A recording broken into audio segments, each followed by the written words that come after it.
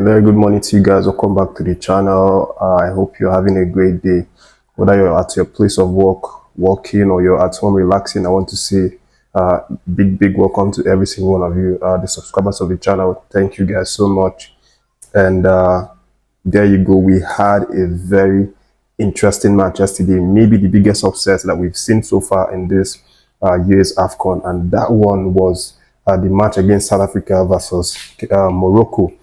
I mean, no one would have thought that, South Africa would beat Morocco because, Morocco were actually, one of the teams, listed as the favorite for this year's AFCON.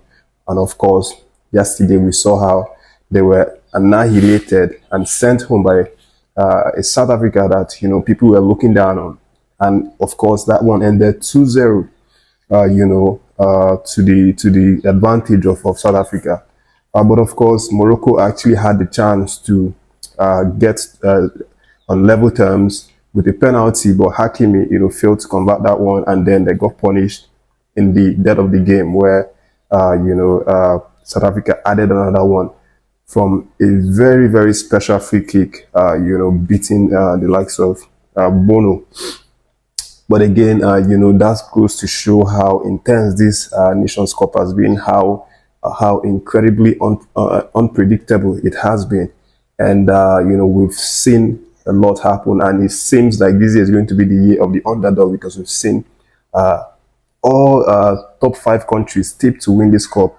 All of them have been out. The Egypt, the Senegal, the Morocco, the Algeria, the Tunisia.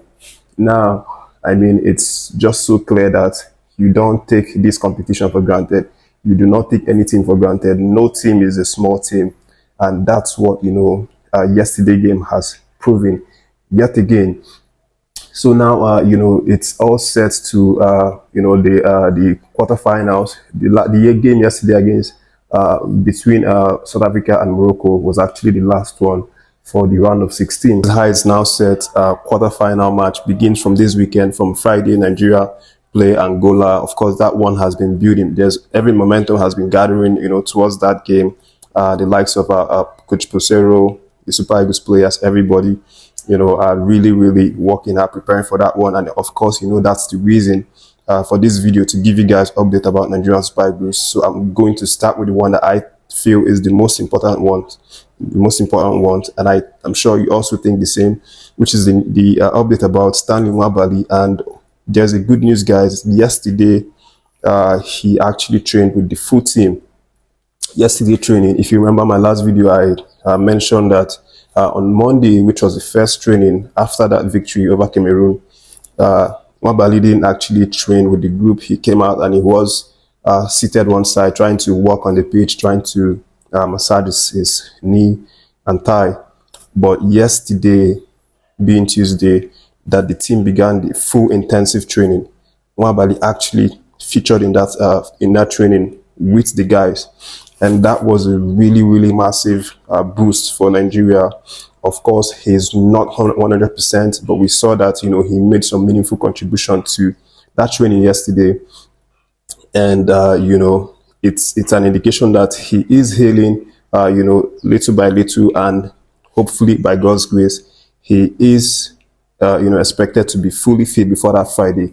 But of course, Peseiro also is also in the news, and he maintains the fact that, he is glad that Nwabali has obviously returned to full training, which of course took effect yesterday.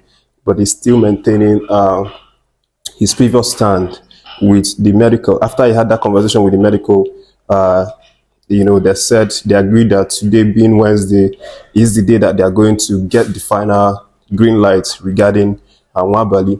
And the update is that, they are going to perform a sort of fitness examination for all the players today. So Nwabali is definitely going to be one of the people that's going to undergo that last fitness check. So if he passes that fitness check, today being Wednesday, and of course, the advice from the doctors as well as the test results show that, he doesn't have a serious injury, then he's fully going to be integrated, into the squad that Peseiro is going to train with the tactics prepared for that Angola game this Friday. So high hopes in the camp right now, seeing Nwabali. Of course, you know that the boys love him. The boys want him to be the man behind that back line. And of course, we know that not only confidence, it's not only confident that is, you know, his greatest strength. He also has the ability to command his back line. You know, he knows how to command the likes of Ekong and, you know, tell them to, you know, really position themselves well. You know, he demands a lot from them. So this is one of the reasons why the back line has also been very, very impressive this campaign. And the guys want him to be back. And he was back yesterday with the training. But of course, a final check is still going to be made today. A final fitness check to know if he's going to be available for that team. Next update, which is the fact that another Angolan player has now come out to, to say that they are going to, you know, beat Nigeria. They're going to humiliate Nigeria. Remember, in one of my previous videos, I talked about Gilberto, which is one of the key players of Angola, coming out to say that, you know, they are really fired up that they are going to beat Nigeria ahead of that one. Of course, they are receiving lots of gifts, monetary gifts, prizes, iPhones, and all of that to beat Nigeria. And Gilberto, you know, in my last video, I talked about how he was making mouth that they are going to defeat Nigeria. And today, another one of their players, again, this time the captain, by the name Fredy, you know, has now come out to also talk tough about how they are going to really humiliate Nigeria in that game on Friday. And of course, we have one of our guys, one of the oldest serving Super Eagles player, Omeruo, doing his interview. He actually talked about the team's preparation, and also he answered Fredy, the captain of Angola. So Omeruo actually said that you know, the Nigerian Super Eagles and the team, the coach, they are not bothered with some of these talks and chats outside of their camp, like the one that's coming from Fredy now, the captain, that they don't care much about this talk, that their talk is cheap. You talk all you talk, but when you come to the pitch, that's when you show who you really are. That's what Kenneth Omeruo is saying, that they are not bothered, they are not, you know, distracted by all these talks outside of what they are doing outside of their camp, that they are only focused on what they are learning from the coach and what they are strategizing against the next match. And of course, he mentioned that no one gave Nigeria a chance. Everybody condemned them, that they are not serious. You know, they are going to be out even in the group stages. No one gave them the chance. But there they are, you know, against Ivory Coast. They won the match.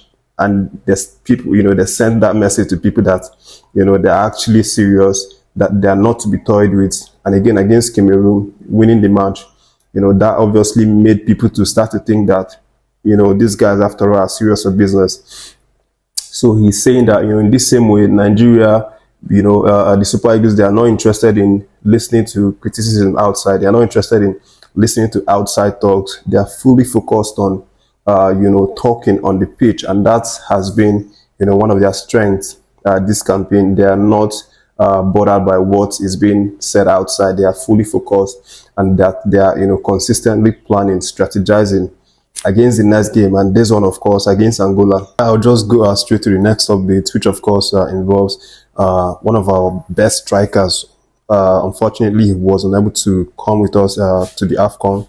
Taiwo Awoniyi, the last video, obviously updated that he had returned to training for Nottingham Forest, and I said that he might be available for either this midweek, the weekend, or next week. And yesterday, the coach obviously decided to play him in that match. They were losing 2-0 to Arsenal, but Awoniyi came on in the second half and got the only goal for them, the consolation goal, which of course is very, very massive. You know, to come back from injury and just slot right in and start scoring goals is really massive. We are happy for him, of course. We know how strong of a player he is. We know the quality that he has. We have no doubt whatsoever that he's going to go on and you know, get goals for his club. And of course, there is also another one involving Elijah Adebayo. He is a prospective Nigerian Super Eagles player, 26-year-old. Both parents are Nigerians. His dad actually from Ogun State, but he was born in England. You know, he has been playing in the English league, lower division, but right now he has the opportunity to play for Luton, and he has been on fire this season. Today's game actually scored a hat-trick over the almighty Brighton. I mean, Brighton that has been giving everybody hard time.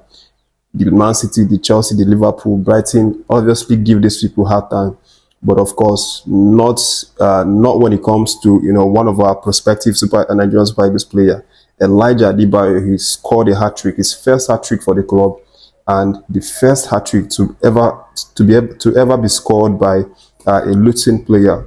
Big congrats to Elijah, of course. We are definitely hoping that, you know, in the future, in the nearest future, he gets to play for the Nigerian Super Eagles. He still has a chance to play for us. He also has a chance to play for England, his birth country. Those are the updates, but lots of build-up coming up for this Nigeria versus Angola this Friday. I'll definitely be logged on and give you guys updates as soon as anything drops. Thank you for catching this one. Kudos to every single one of you. I hope you have a very good day today, a blessed day at work, at home, wherever you are watching the videos from. Thank you so much. I urge you to subscribe if you've not done so, and stay tuned for more updates.